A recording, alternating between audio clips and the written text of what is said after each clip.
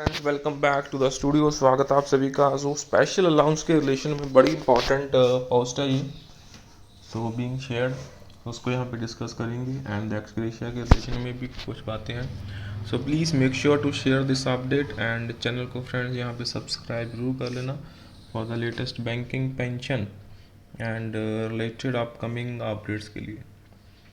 So let's start with the official coverage that is here for almost everyone and hope you all are doing very good.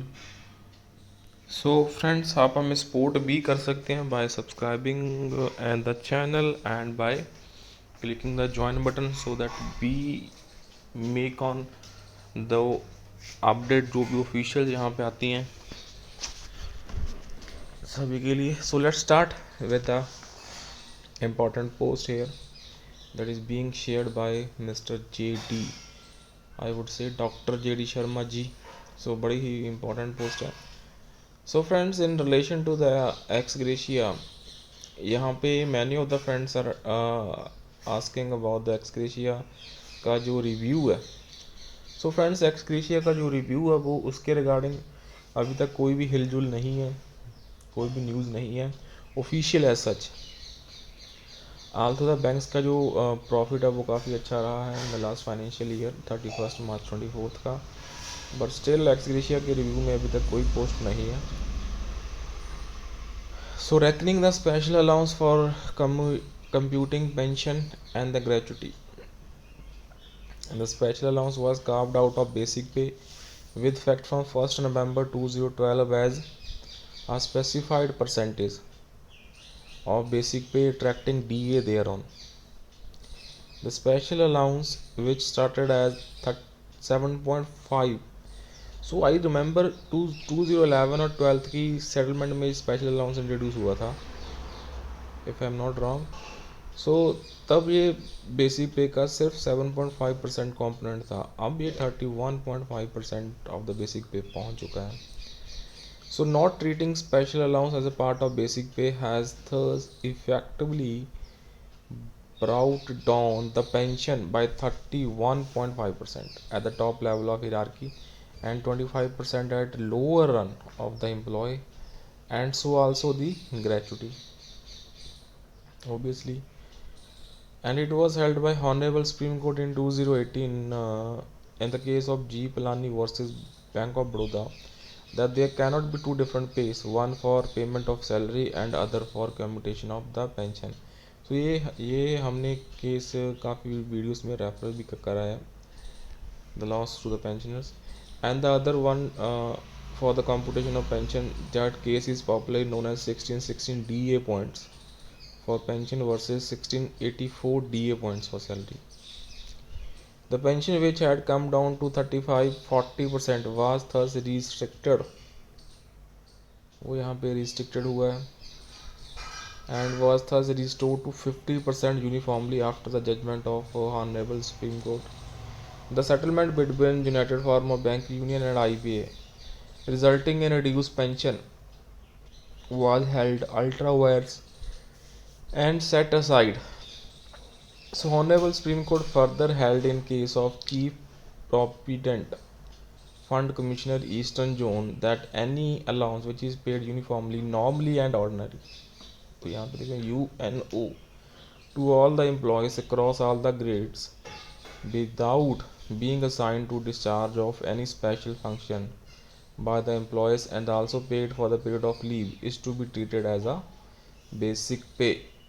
तो उसे basic पे के form में ही treat करना है। The special allowance paid in banks meet all the above. तो ये रहा यहाँ पे सेटलमेंट की बात। The settlement with effect from 1st November 2012 between United Farmer Bank Union and IBA to exclude special allowance for commutation of pension and gratuity is thus ultra vires and needs correction. So 2012 की जो settlement है between United Farmer Bank Union and IBA, यहाँ से ये component arise हुआ था special allowance का for the computation of pension and gratuity. So special allowance in banks is akin to grade pay in the government pay bands. So grade pay was reckoned for encashment of leave, pension and gratuity. But in case of banks it reckoned for only encashment. So यहाँ पे सिर्फ ये encashment के लिए ही reckon होता है. So United Farmer Bank Union and IBA settlement is thus ultra vires and needs correction for by reckoning special allowance for commutation of pension and gratuity and thus restore the pension to 50% of the last drawn pay including special allowance.